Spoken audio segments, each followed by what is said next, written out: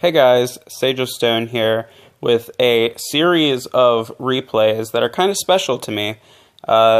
It's the 3 matches that were my qualifier games for reaching A0, because I've been at B3 for the past day or so.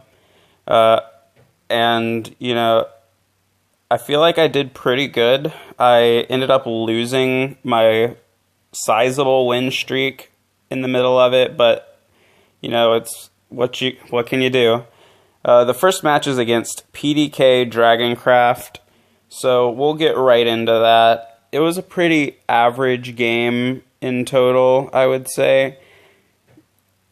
Not really a lot of spectacular things, not really the best PDK match I've ever had, but it was good. We see his delicious saber leader. And we open our mulligans. Just want to keep that pure-hearted singer, because we've got to get the card advantage here early. We draw into Belphegor and Azazel. That's not bad.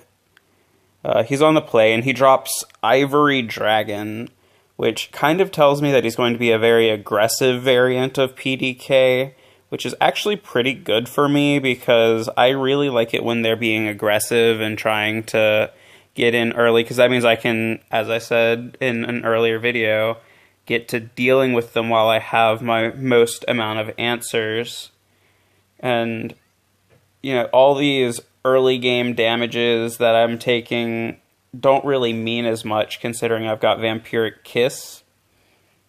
So I can afford to let him go face for a little bit and just make trades where I can, try and stabilize for the end game, which he's obviously going to be taking a bit of, a hit in. He is focusing more on his early game than his end game.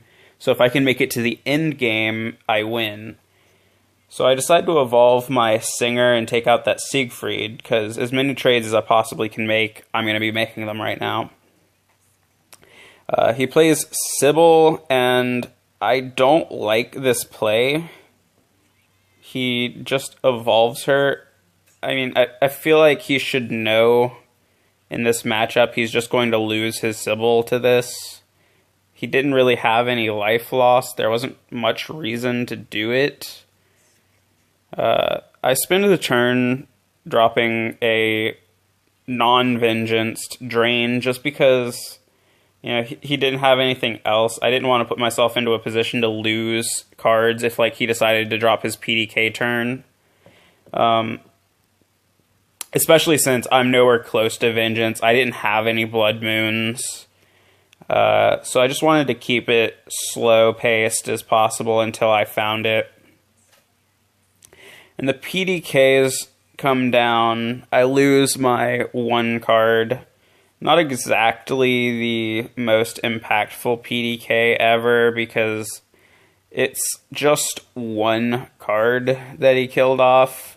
I feel like he invested a lot more than he should have in this turn, just trying to get it going. I top-decked the perfect card, though.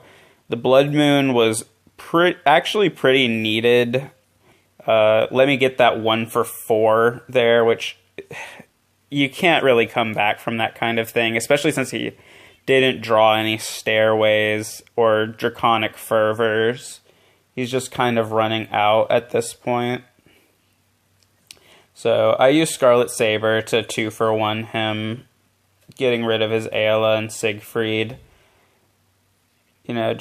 He's down to 3 cards on his turn, and he can drop Bahamut or something, but I'm not really worried about it. He takes me down to 10 with Forte. I was thinking he was going to drop Erd here and put me to 3, which would have been actually problematic, but he ended up just ending his turn. I could get my Temptress Vampire down and stabilize. At this point, I can say I've officially won.